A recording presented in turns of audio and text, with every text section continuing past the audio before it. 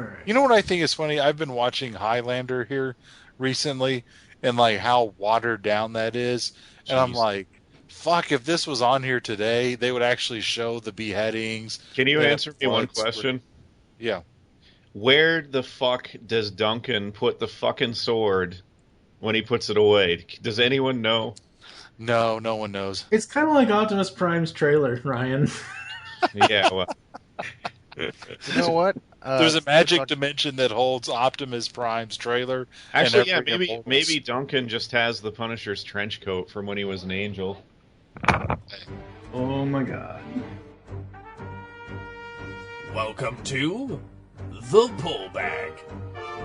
Join us as we dig out our latest comics and discuss them with a rotating panel of the GCRN crew. So sit back and enjoy this week's Pull Bag. Hello and welcome to the Pull Bag, which is still the Punisher Bag. This is episode 47. I am your host, Steve G. and Mike. Joining me is Ryan the Uneven Flow. Hello. Hello, I can't believe we've recorded like 6 episodes in one day. Okay, Ferris, Canada. Alright, also joining us is the Punisher Body Count crew of Jake and Dane. Hey, guys. Hey there. What's up, G? Not much, not much. Alright, so we are nearly done. Only have basically three actually. I actually added one in. I had to. Since Trial of the Punisher came out before we finished up the recording sessions on these episodes, I added that in, so that'll be episode 49 with Ryan and I doing our coverage, because I know you guys are going to do your own coverage of it on Punisher Body Count. Yeah. Well, we did our own coverage of Bourne, but it's nice to revisit it too. Well, right, but how long ago was that? Not that long ago, actually. Yeah, Oh, okay. it wasn't like the first episode or anything. Yeah. Well, It was, no, when did we cover that? That was probably in spring of this year. Yeah. oh, okay. Well, Yeah, we did it I think we did it whenever. I don't know. It doesn't matter. yeah. So We've we also are- covered all of the Rucka books, so fuck it. And you know? interviewed the writer, and yet we are here. Yeah, this is really interesting. Which, by the time the people hear episode 49, I will have listened to that interview, because I didn't want to listen to it until I finished reading the damn books. You know, that's actually pretty wise, and I would advise if anyone's actually interested in reading the books and interested in hearing our interview with Rucka, which I'm going to, give myself a reach around, but I think it was pretty good. It was very intellectual and very in-depth, but it's also extremely spoilerific, so you definitely want to read the story if you want to read it before you check out the podcast, the interview. Yeah, exactly. All right, so Ryan, give us the rundown on Volume 3. Stuff happens. There we go. I'm done. Funny, give us the... No, really though. That's Creative like rundown, stuff actually yeah. happens. That's been one of the complaints about the Rucka books, and all of a sudden, really a lot of it is because of a sped up timetable, because we found out the series was ending. But I mean, the other half of it was this is roughly what Rucka had planned for the most part for the character anyway. But yeah, we get some things sort of sped up. So yeah, we're starting with Volume 3, which is the end of Rucka's run. It's issue 11 through till the end. 11 is a weird issue. It's almost a throwaway. Wasn't Marvel doing like some sort of Zombies month or something? I don't even remember anymore. I don't think it was throwaway.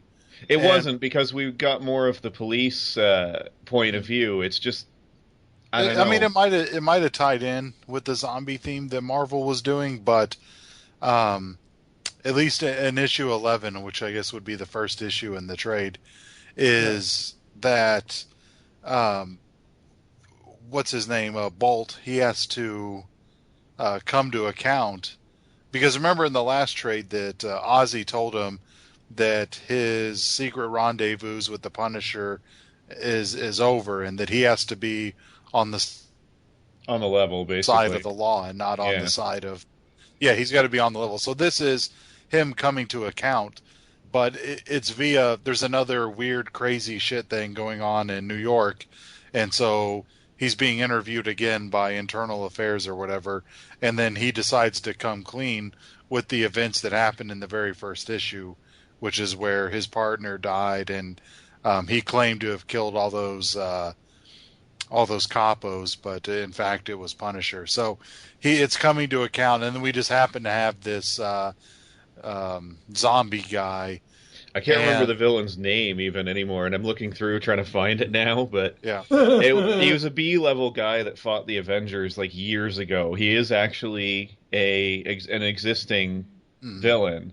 Well, Dane and I had this theory. There was this Punisher story. Black Talon, there we go. Yeah, Black Talon. There was this Punisher story way back when that Mike needs to read called Die Hard and the Big Easy. And there's a voodoo witch doctor that buries Frank alive in a coffin and puts chicken blood all over him. I was convinced that's and what throws the dead chicken in there with him. That's key to this. He throws the chicken in there with him and buries him because it's part of some voodoo ritual. I think it was to make him a zombie slave or something like that. Yeah, I think it really was. Make him an undead slave, yeah. And it was just so ridiculous. Not knocking the voodoo culture. Could be worse. They could have tried to make him an angel. Yeah. Yeah, Oh. Wait, the Punisher is the devil. He doesn't make deals with himself. that's right. All I know is that Die Hard and the Big Easy was a cross between HBO's Treme and True Blood. Good Lord. So yeah, we actually kind of touched on issue 11 a little bit in an earlier one. I mean, my favorite bit about it was Bolt's talking about, the police are talking to him saying like, oh, the Punisher has no problem shooting around innocents. And Bolt sort of clarifies it by telling him like, yeah, because he never misses. It's not because he doesn't care about people. He has the accuracy of the Saint of Killers. Pretty much. Well, yeah, and yeah, that was fun too. Like I said in an earlier one, I had the chance to talk to Ennis, and I flat out said to him, so, everybody's said this before, but I get to actually ask you, Saint of Killers is the Punisher, right? And yeah.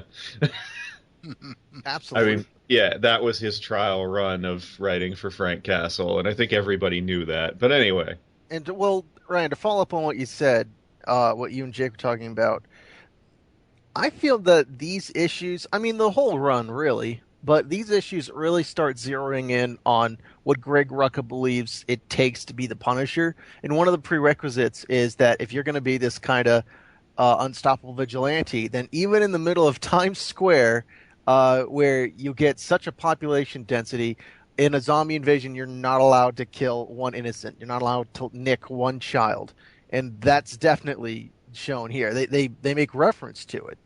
Well, I mean, he's shooting at extremely close range, too, so it is at least somewhat plausible. It's not sort of the typical superhuman. And actually, look at how they demonstrate, or how Ennis, or why did I say Ennis? Mirko Kolak.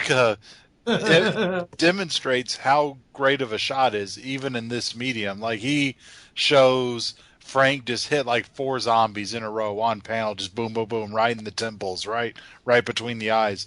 And then they show Bolt trying to do the same thing. And like, he shoots in between a pedestrian and a zombie. He hits the zombie like in the shoulders, and he's just sucking it up.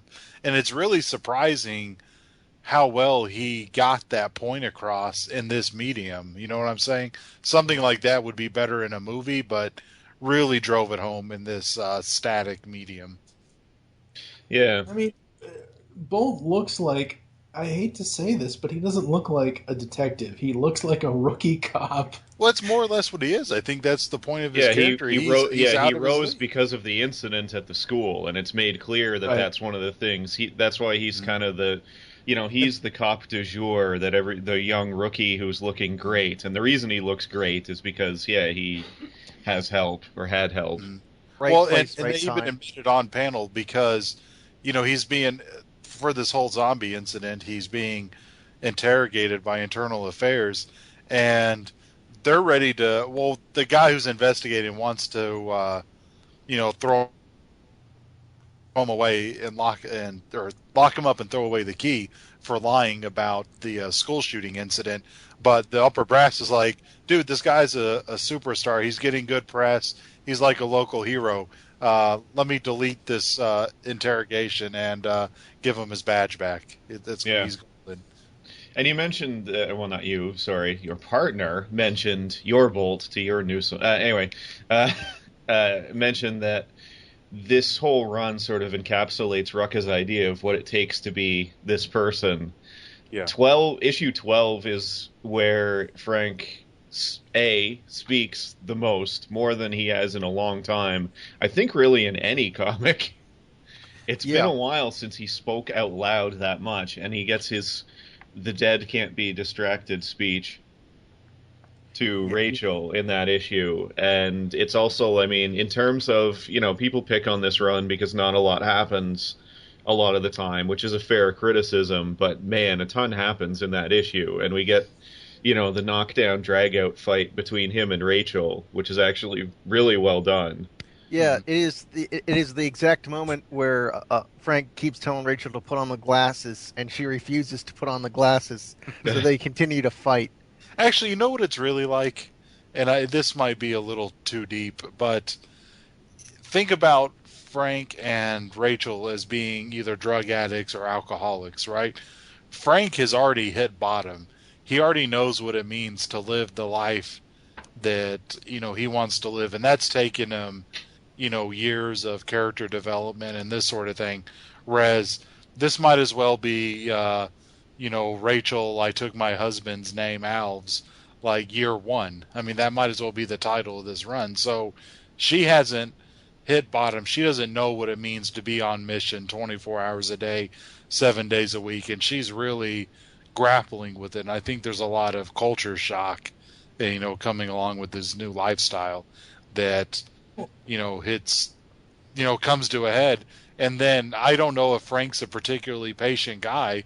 So he's just like, it's encapsulated in that one line. Get your shit together, Marine. Yeah. Well, let me ask you guys, when is this, is this supposed to be 5, 6, 7, 8, 9, 10 years after Frank's family was killed? How long after that does this story happen? I think that's a good estimate. Yeah, I always imagined it closer to a decade, either give or take 2 years or so. Yeah, that's a good 2 years before or after a decade. That's how I see it. Well, there's a line. There's the line in Warzone from, I think, is it Spider-Man or Cap? I can't remember, but somebody mentions that he's been at this forever. Yeah. I mean, there is kind of that meta commentary where it's like, come on, we know he's been at this for 300 issues. Since the 70s. Yeah, since 76 or 75, whichever one it was. But the reason why I asked that is because that's what this part of the run seems like. It seems like he's been doing this forever, and we'll get to that, next time with Warzone. But to expand, she's just getting started. True. Yeah, exactly. And that's what it is. I mean, she doesn't know what it takes to be the Punisher, basically, and just her ideals are clashing. What she thought it was going to be like is clashing with the reality. But to give the listeners a little further of a sense of what's going on in this trade is that, we have this zombie guy and you got this shooting with Bolt, and now Frank and Rachel are about to stick it to the exchange once and for all, and they basically plan this massive Ocean's 11 type scheme where they steal adamantium and this sort of thing, and then they bust into the exchange's Stark Tower analog, and shit goes down. Which, by the way, to tie into Warzone, Frank uses one of Spider-Man's web shooters to get into the exchange's building, which is what it was a really nice panel, but B, that's sort of what draws the Avengers' attention. We'll get to in Warzone. Isn't that funny? Doesn't that make the Avengers seem really petty? Spider-Man's like, listen, guys, I know he's a mass murderer. Well, yeah, it makes Spider-Man seem petty, and it's actually fair because, I mean, he's angry because Frank is using something he made to murder. Yeah.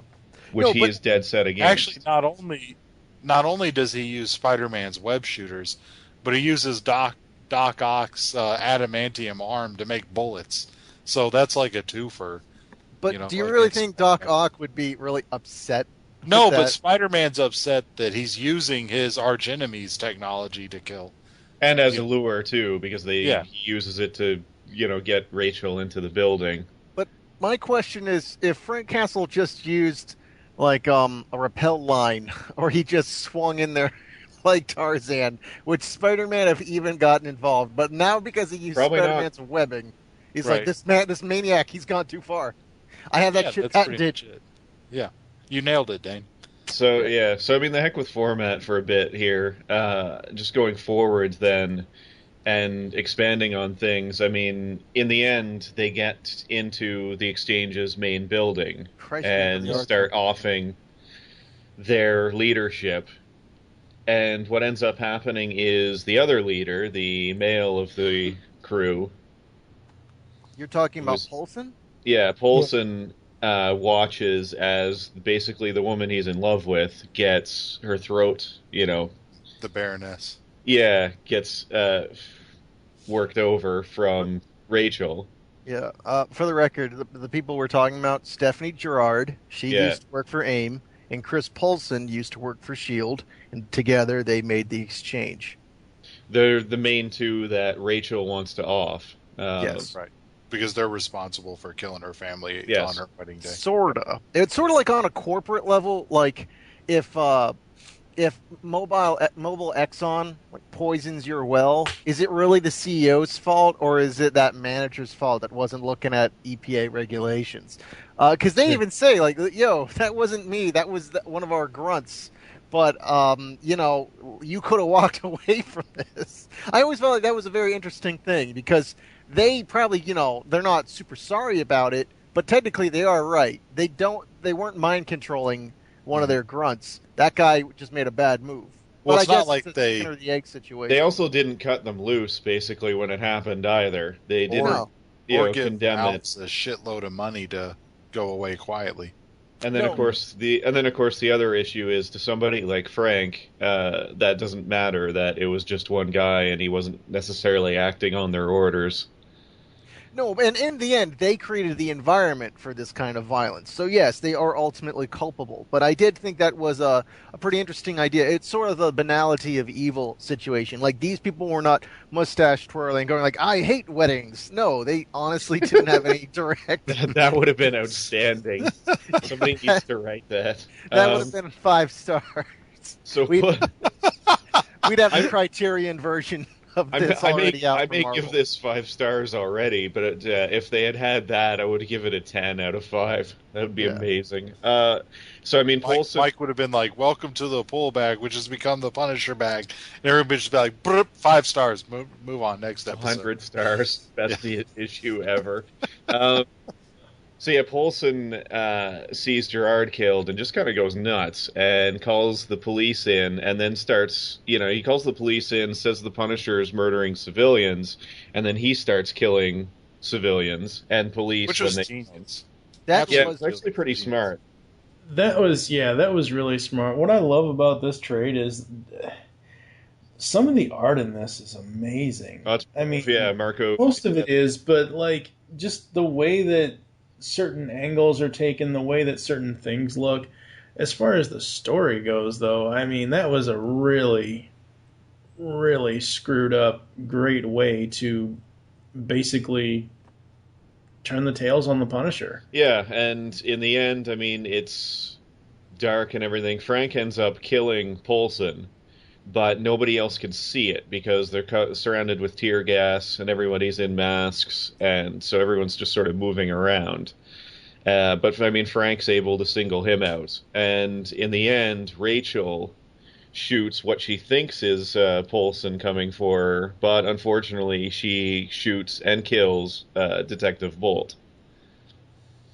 That's kind of sad because I liked him. He was kind of cool. And this leads into issue 16, which is the finale for Rucka. And in terms of story, I mean, what we get there is the police are now all out after both Frank and Rachel, who decide to split up in an effort to to, keep from both of them getting caught in the same place, et cetera, et cetera. And Absolutely. I did not see what ends up happening coming at all. And spoiler alert, just like everything else we've talked about, Pretty much.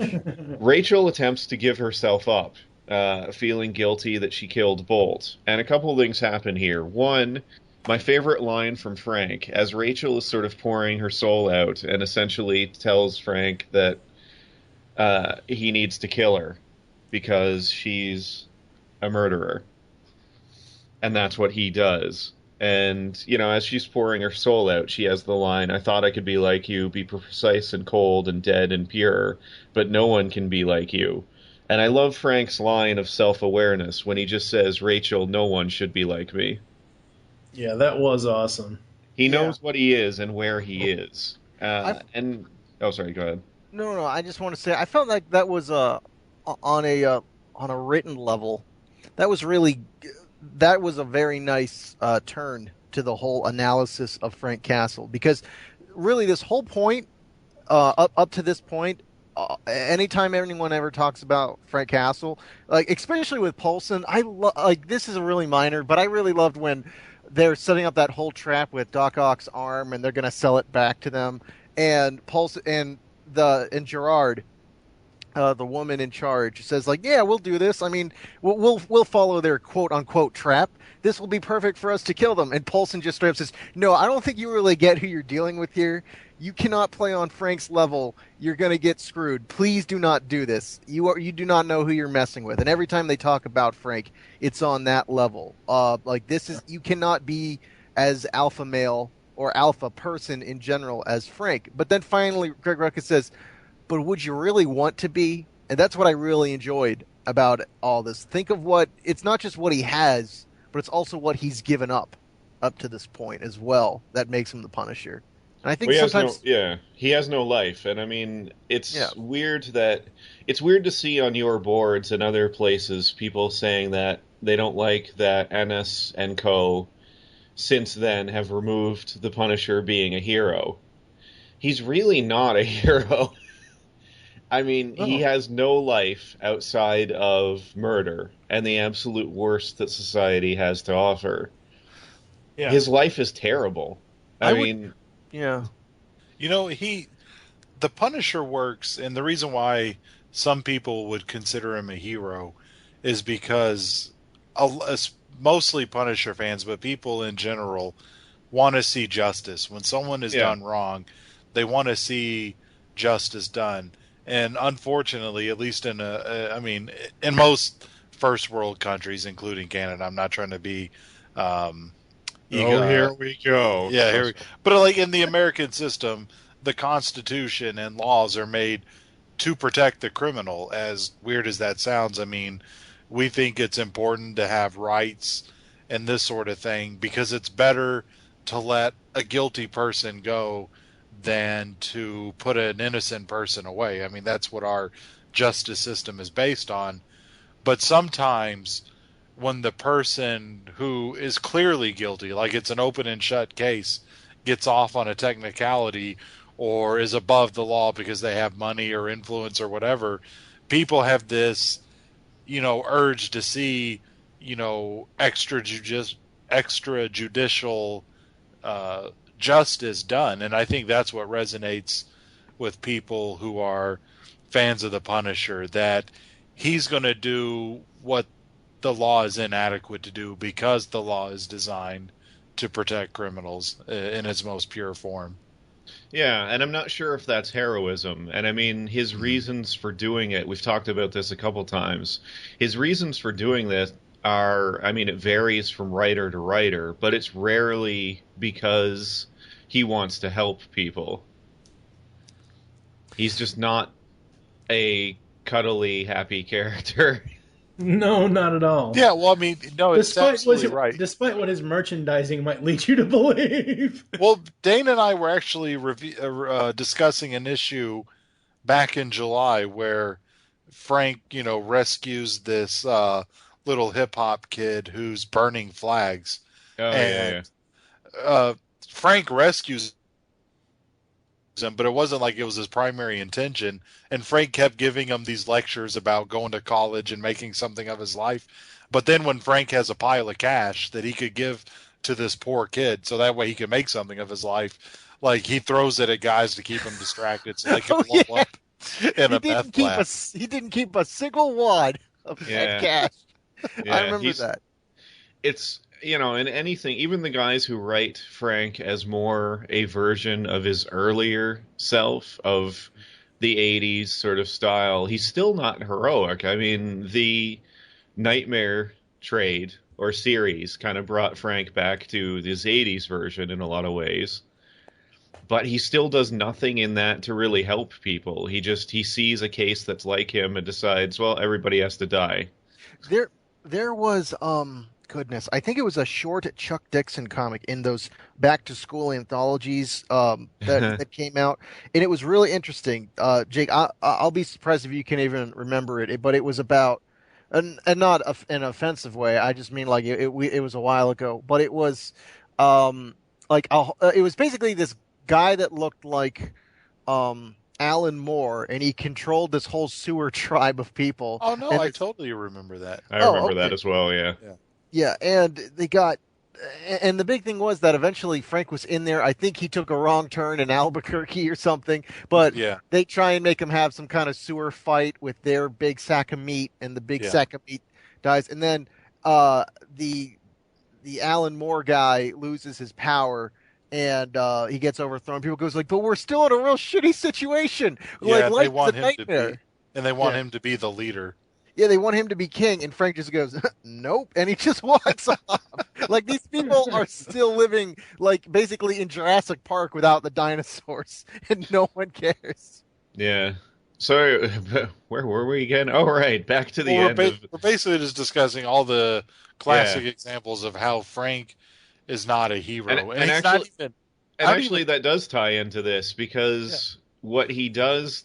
What it ends up happening in this is really surprising to me, because, I mean, Frank, in the end, Rachel's being hunted by the police as well as Frank, and she ends up trying to give herself up. And what she attempts to do is she points a gun at Bolt in the hope of essentially suicide by cop.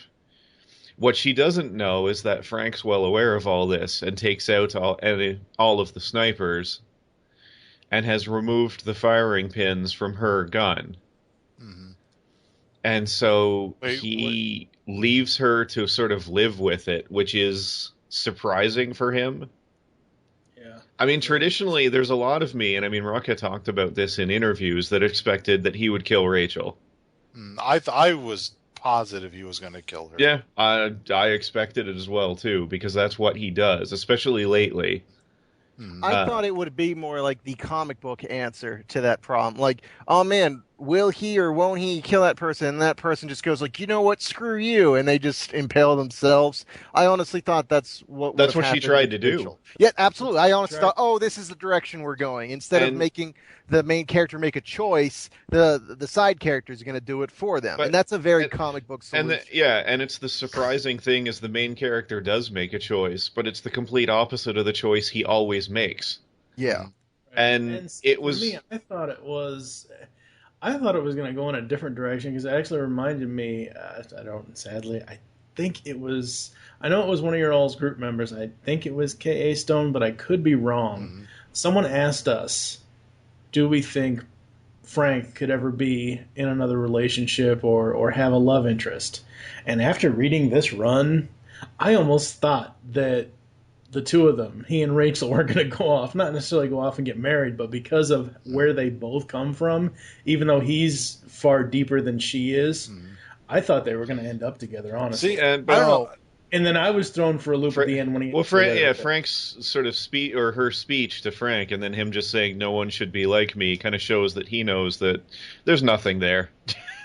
There's very little humanity left to him. But having said that, he still saves her, which was really surprising. And I like that. The thing with Rucka is he just doesn't take the low-hanging fruit. which is what No. having Punisher and Alves get together would have been the low-hanging Well, fruit. or having him offer would have been the easy thing to do, and just say like, "Oh, he's the Punisher. She did something wrong, so he's just gonna kill her." Mhm. Yeah. And you could see it a couple different ways. Like maybe this is his way of saving her, or maybe this is his way of punishing her, or maybe it's both. Because she still has to serve for her crimes. And honestly, I feel like we'll get in the Warzone in the next episode, but I almost feel like Warzone is to me, if this was the last we got of Rucka's Punisher, I would have been okay. I felt like this had a real strong ending, and it had something that was a bit open ended, but something where I was okay by it. Yeah. What happens to Rachel? I don't know. That's okay. I think Warzone still works really well, but my issue with it is it happened too soon after this. I mean, like, it's clear that this wasn't meant to be the last issue of the run. And it's clear because of Warzone, though. There should have been more time that passed. Now, I can't hold that against Rucka. I mean, he had to wrap up what he was planning to do in roughly another 16 or so more issues in a 4-issue miniseries. 5. True. 5. Whoops. Two comments about Rucka here. First of all, before I forget it, even Rucka thought that Rachel died at the end. And it wasn't until he thought about it a little bit more and into the writing process that he was like, no, she gets to live after all. And he came out with some pretty good reasoning for it. But also, what do you guys think about this? Let me throw a hypothetical out there. If his style was a little bit different, if he could just compress his stories just a little bit more, do you think this would have took off? Like this, his run, do you think it would have lasted a lot longer? I hate to say it, but I'm not sure anything saves this run, and it's not necessarily his fault. I mean, if you look at the reviews, this series was runner-up for the Eisner for Best New Series. I did not know that. Yeah, it was well reviewed phenomenally. The only reason it lost was Mark Waid's Daredevil. This thing was phenomenally reviewed everywhere, and the people who read it loved it.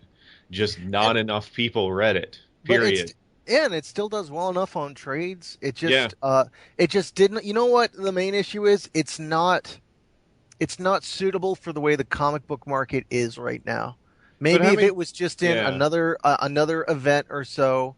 But given what we're given, I almost see it as like certain TV shows. Like, man, I wish certain TV shows went longer than they did. But to Marvel's credit, they actually. They also did this with Remender's run as well, with what was it, something blood in the blood. In the blood, yeah. At least they let Rucka tie stuff up.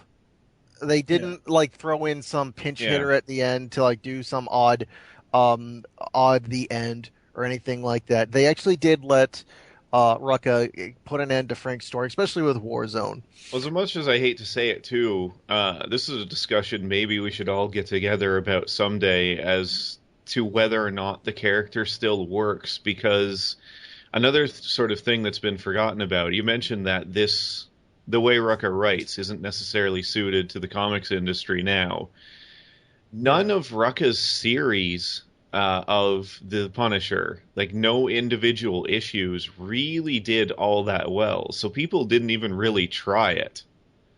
That's a problem. Now let me ask you guys this: do you guys think that's because of it's the Punisher, he's bad because he kills people? Now don't get me wrong, I'm not saying that because I think that's right. I'm saying that because and that's the discussion I think we should maybe try to have sometime all together to try to figure you want to that know out. You want to know why he's tanking? In my opinion, it's because he's not getting any good exposure in other medium, right? Like, he hasn't had a good movie come out. He hasn't had a good TV show. Hasn't had a good crossover in any of the movies.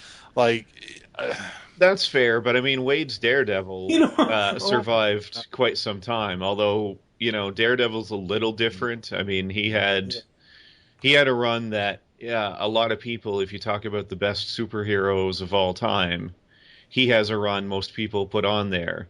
The Punisher's not really a superhero, so the only time he kind of shows up is when people are doing the top lists of trades. Pretty much everyone will have "Welcome Back, Frank." And what I love now is both Aaron and some of Ennis's Max stuff is showing up on those lists. But Sure. he doesn't have that single sort of defining superhero moment like Frank Miller's Daredevil run. You know, in a lot of ways, Marvel could sustain Daredevil forever based on that run. That's Sure. kind of like the quintessential. Same with Batman and a lot of the classic stuff. It doesn't matter if Batman has, crap for 10 years. People still think like, man, that whatever they love, year one, welcome back, Frank. Yeah, let's try that again. Dark Knight Returns or Long Halloween or whatever. Like one of the quintessential trades. People have good memories about that or of that. So I don't know. You guys are mentioning that. Okay, Frank hasn't had a TV series or anything like that. Now that you mention that, the funny thing is, I can so see him showing up. I don't think he will.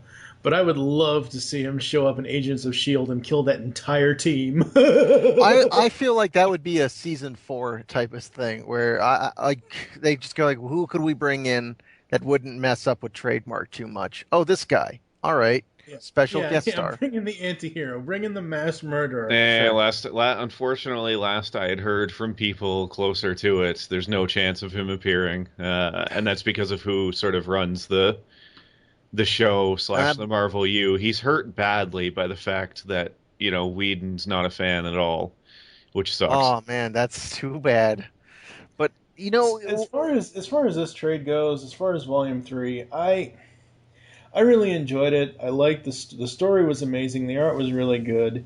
I honestly, and we'll get into this next time in episode 48, but I honestly wish this was the end of the run. Well, because I was, and I'll reveal this next week, but Warzone, I don't know. Warzone makes a good, if you look at it in the lens of it's an epilogue and not really a sequel, I think, which is what it was meant as. It should have been the epilogue to his run. I looked at it as a continuation of Volume 3. I looked at it as the story continues. Yeah. I never looked at it as a sequel. It's more of a standalone. Hey, in a lot of ways. The problem is the end of Volume 3 has, the fact that Frank let her live. Now, I'm just going to go ahead and get this out of the way now, since we're not going to be able to wait until next time for 48. But the way that Warzone ends is basically the Punisherettes in L.A. And I'm like, wait, that's it? That's how you end this run? I prefer the ending in Volume 3 over the ending in Warzone. I have no issue with it because of how it gets there, and I guess this is something we'll just save for then. Sure. Yeah. And also, to be fair, there's two things I will mention that are going to significantly increase my score for Warzone. The cover to issue 4 with Frank tossing the Avengers in a grave. Yes. That is amazing. I love that. That might be one of my all-time favorite pieces of art. And then issue 4 and 5 with him versus the Avengers. That is fantastic. Yeah, that was really. I could watch that for days, and not in it, or read that for over and over for days. And I mean, and he doesn't do it in sort of the Batman fashion either. Yeah. It's not depicted unrealistically. He's able to keep them engaged for like a couple minutes, which is amazing in and of itself, but it's not fake. Yeah, out of all the, I don't know how much I want to talk about this now, but out of all of the, hey, it's the title of my book, so I'm going to win situations, this one felt the least strained. Yeah, it was one of the better ones. All right, let's just save it for the other one. All right. Yeah. Hey, can I bring up something quick? Well, all right. No, go ahead. All right. Shut up. Everybody shut the hell up. All right. Really quick, I want to bring up the covers in this because the covers for these issues are amazing. I think my favorites are 13 and 16. I really, really dug those. I also like 14 because that's the actual cover of the trade, but I didn't. Well, for anyone who doesn't have it, first of all, 12 is another nice one. That is the shot of a very bloody Frank with shards of glass in his arm holding an assault rifle. Yeah. Just sort of like in a subway or something like that. And yeah, the artwork on his arm might be a little bit off, but it still looks good. 13 was the shot of Frank shooting and Rachel in the background, with the skull also in the background. Yeah. Which I liked. And then one of the most reused covers, I think, was 16. That, if I remember right, is the all white skull background and just a river of blood coming from Frank and Rachel. Yep. I love that which, cover. Yeah, is a gorgeous cover. That cover and the cover for 14, which is Frank in the background and Rachel going all Hawkeye style on people. Those are the two that are used on the trade as well. The front is 14, and then the back is 16. It's 16, yeah. Issue 11, that's just, I don't know. Maybe it's the style of how the skull is done on his shirt. I just didn't care for it. Oh, the cover, yeah. The cover to 11. How the eye slots are kind of open-ended on the edges there. That was a cover by Hitch, I believe. Well, they did a couple of these, but I'm looking at Hitch's cover. Yeah. Yeah, but of course that was one of their trying to beat big selling points, especially in the beginning, was the Brian Hitch artwork. But honestly, anytime the main artist Marco Cicchetto did the covers, I felt, man, good. Yeah, that's the thing I wanted to mention too. Is 12 to 14, the ones we mentioned we loved, and 16, all Marco Cicchetto again, who was the artist through the majority of this run. Every single time we said, man, the art in this book is really good. He might be one of the most underrated artists out there right now. Well, and I mentioned I loved the cover to issue 4 of Warzone. Cicchetto did the covers to Warzone as well, all of which are also awesome. Mm-hmm. Yeah. I mean, he is fantastic, and I agree. His work on Spider-Man and some of the other series that he's done, I don't know if he's necessarily underrated. I think people have noticed him now. It's just he doesn't work an awful lot, and I know part of that's because he's had a lot of personal illnesses and other problems and things in the last couple of years, which is really unfortunate, but he's a phenomenal artist. Mm-hmm. Yeah, he really is. Now, what were you going to say? Somebody was going to say something. Yeah. Yes, Okay, what were you gonna say? I wanted to add something to the what could have kept the Frank Castle title going back when we were talking about that. We talked about the market, but I think there's another element, and it's weird because the name Superman kept coming in my head during that conversation. 1 sec. Oh yeah, you just showed me the rating system link. No, I'm pretty familiar with it by now. Thanks. Thanks for distracting him in the middle of his thought. Thanks, Mike. No, Superman. Yeah, damn it it. reminds me a lot. Like how people, like, I'm talking about the general public here, because on some level, if you want the Punisher, I think has a steady stream of roughly 20,000 people that always makes at least a reboot or a renumbering worth it. But then you have to get that extra 20 to 30,000 people to care. And when you ever try and break out of comics, you need to get a couple million to care. And that's always been the issue with Frank Castle. And I think that was kind of the point. I mean, you put the point a little more elegant than I was able to, but I think that's what I meant. I thought that to get that breakout, I thought he had to have some better representation in other media. But go ahead with your point. Yeah, but my issue is that is exactly how people are like with Superman. And what I mean by that is Superman has a hardcore collection of fans that'll buy his comics, any kind of collectible figurine that comes out of him. But here's the thing, millions of people. Now, obviously, there's not like the Punisher's not like Spider-Man or Superman, where like a kid in Pakistan living in a cave knows who Spider-Man is. Like, this Punisher doesn't have that level of appeal. But a lot of people do know who the Punisher is, and they like his look, they like his deal. They just don't want to support the character personally, and I feel that that's a very odd position for a property to be in with any type of company. It's just like Superman, because even that Man of Steel movie, it did okay, it made a profit, but it did not do Batman money. It did not even do I believe, that rebooted Spider-Man money, like proportion to the budget, and that's troubling for DC. It's a similar issue with Marvel. Like, people know who the Punisher is, people like buying Punisher merchandise, but they can't seem to get people to have that kind of connection with the character as they could with Spider-Man or even Captain America. And it's interesting to note, too, that I go a little further with this, with the Superman analogy. When's the last time Superman's had a really good trade or story? Yeah, God. I mean, everyone likes to point to, There's alternate reality stuff, like Red Sun was solid years ago, but I mean, really, there has not been a good... Years ago, the people kept praising All-Star Superman. Sure. Alternate reality again, though. In a lot of ways, it is not the base universe. I do know most recently Dark Knight over Metropolis came out. And I've heard a lot of...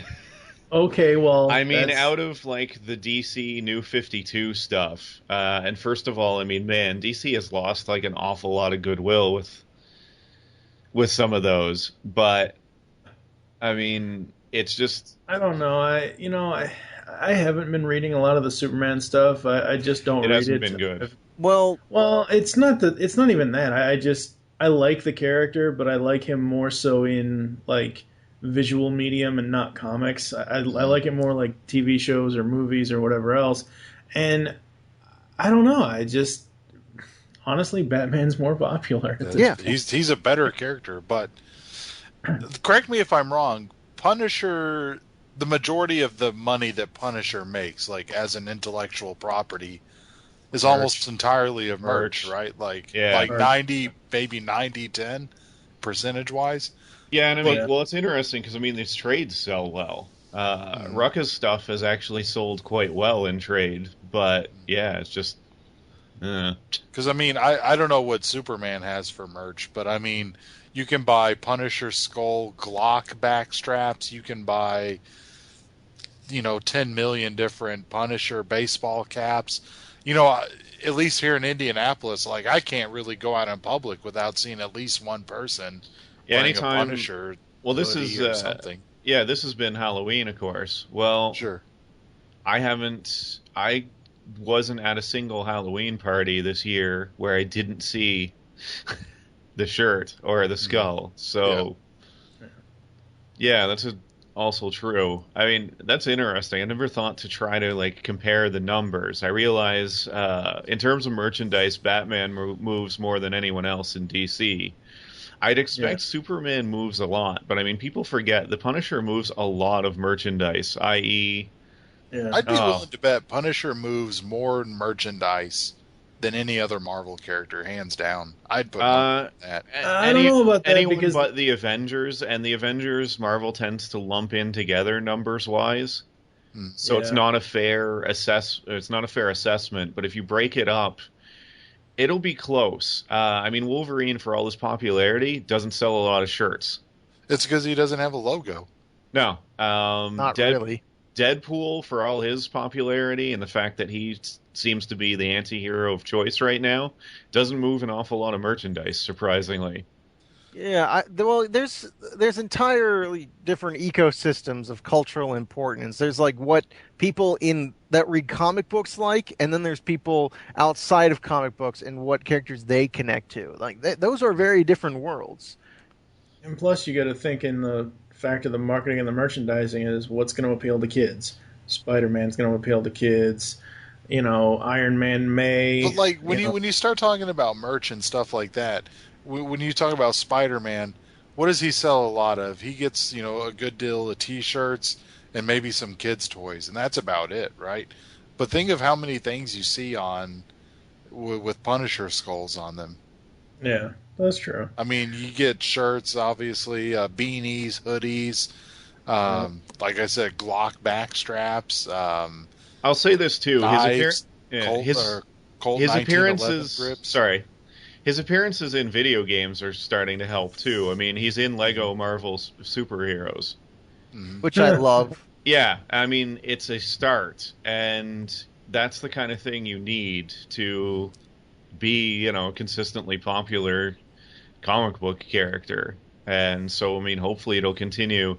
We should probably get to the ratings, but I'll say this. I mean, at some point we should get together and do just sort of a state of on Frank. I know you guys have talked about it a few times, and just we can talk about, why is it he can't sustain a monthly comic.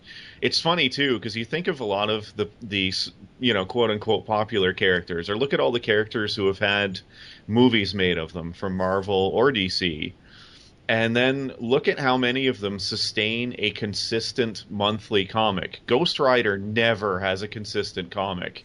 He's had 2 movies. Elektra's had a movie, never sustained at all. Daredevil's been restarted a ton of times. He's always rumored for more movies. Chris Sims was interviewed for some USA Today article about someone even asking that question, and he actually said a really good quote. It was, the general public has shown that they're more than willing to love superheroes, but they are not willing to love comics. I think that's a huge part of it. Like, people are like, that is a brilliant quote. Yeah, Superman, yeah, Punisher, yeah, Batman, I'm all about that. Hey, how about you go inside a comic book store and buy some for $2.99, or maybe it's $3.50 now. No, I'll pass. Like, that is the general public's answer. But having said comics. that, what's really weird is that is generally true, but I mean, Marvel's numbers since Avengers and Iron Man took off, they've become the exception to the rule. I mean, Iron Man... That's the typical movie bounce, though. Oh, it was, but I mean, Iron Man was never this popular. No. And I mean, since, Robert Downey Jr. they first did the first movie, his trades just continue to sell constantly every month. Let's be honest. I mean, to really cross cultures and become iconic, like they always say, like DC has iconic characters and Marvel has relatable characters. The way you become iconic is you have to have TV shows, kids Saturday afternoon cartoons, and this sort of thing. And Marvel is extremely late to that game. Yeah, or at least in the way DC has been. You brought up another discussion we could have about the character, too, and that pertains to it. And you mentioned, DC's not the relatable one, and that's been a huge problem for them in terms of sustaining movies, too. Mm-hmm. I mean, that's the thing I've always said, and I've said this for the past, 4, 5, 6 years that I've been podcasting. Yep. DC does well with animation. Yeah. Marvel does well with live-action films.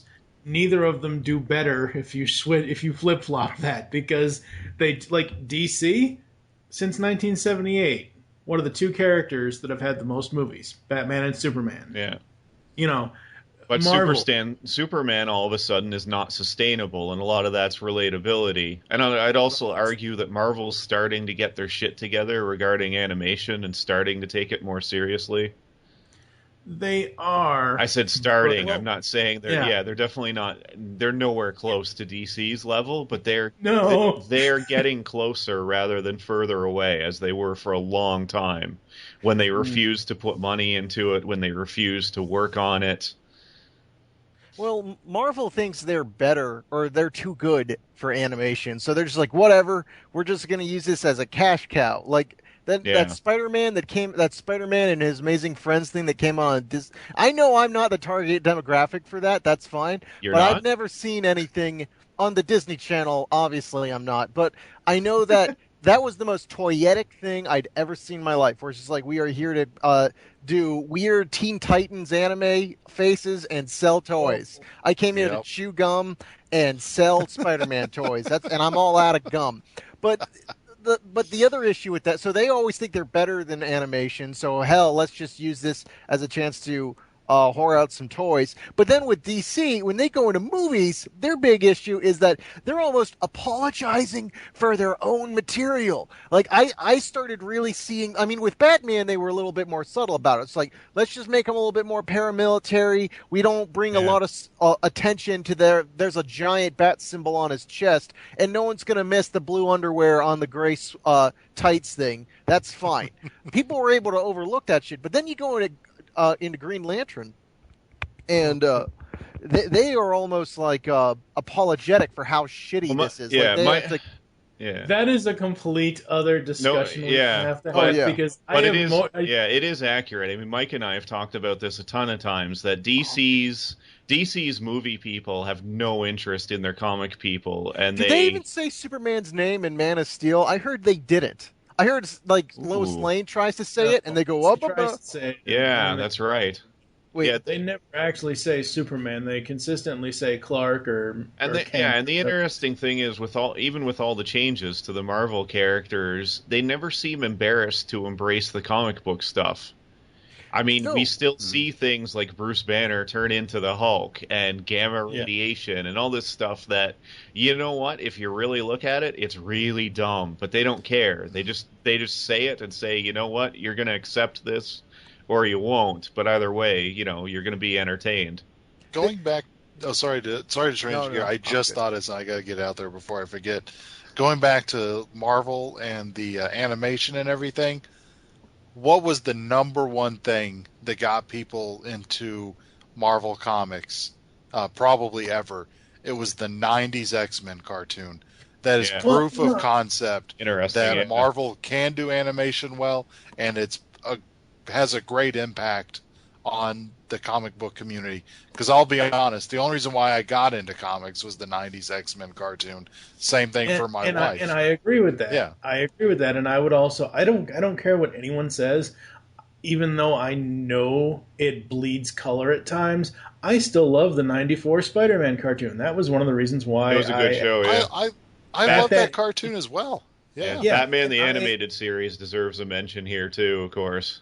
No, I Well, mean, that's- I agree that DC on the whole does better animated. Oh, no, I know. I'm just saying, Yeah. yeah, you're talking about Yes, stuff that in the got people in the into '90s, comics. Marvel did well with Mhm. animation. Mhm. Ever since United We Stand, though, few No, and far- ever since X-Men Evolution, that pile is shit. Oh, Wasn't don't it? Yeah, I even get didn't me. enjoy Don't that. even get me. Okay, let's get back to Volume 3 here. Please, We've yeah. gone so far off Fine, track. rating time. There we go. Yeah. Shut up, Ryan. What? All right. Do we want to go to a break first? Yeah, I will in a minute. Okay. As far as just like my overall feelings on Volume 3 is, it's a perfect end to Rucka's run in my mind. I know that, next time when we talk about Warzone, it's kind of an epilogue to the story, but I really enjoyed it, and we will be back after this. Hello, pop culture connoisseurs.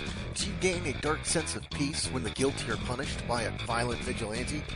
If so, maybe you should get some therapy, and then subscribe to Punisher Body Count, the net's best podcast concerning all things Frank Castle. I'm Dane Lamont. My co-host Jake Williams and I cover the good, the bad, and the hilarious on the Punisher comics, movies, and news.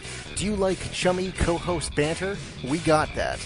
You need to get your fucking No, head you need checked, to fucking man. pay attention to the fucking movie. You want kick-ass guest interviews? How about Mike Barron and Tom Jane? No, I like a little bit of grit in my cigar. You want carefully considered in-depth analysis? I mean, yeah, just won Best Picture at the Oscars yesterday. I mean, it's no Terminator. It was still, Good luck with that. Punisher Body Count, twice a month on Geekcast Radio. Try to keep up. Jeez. All right, we are back, and it is time to rate Greg Rucka's The Punisher Volume 3. For me, No twirling mustaches, 0 out of 10. I'm going to give it a 4-star rating. I really liked it. I like the ending. I really enjoyed a lot of the art. I think where it kind of falls, and this is just me, and I'm glad I wasn't collecting this single issue, because there are a couple of the covers that I just didn't like. Like we mentioned, I like 12, 13, 14, and 16. 11 and 15, I just don't care. I don't really Anytime care Marco for. Cicchetto didn't do a cover, you don't like it. Basically, that's what you're saying. I'm not saying you're wrong. I'm just saying that's how Right. it breaks down. No, that's fine. So yeah, what about you, Ryan? What are you going to rate Volume 3? I'm going to go slightly off the board. I mean, I'm going to give it the 4.5-star rating. It is near perfect. I loved issue 12 of this, one of my favorite individual issues of The Punisher in a while. And yeah, the cover work was great, but it's not quite perfect. The pacing is still not 100%, even though it speeds up quite a bit.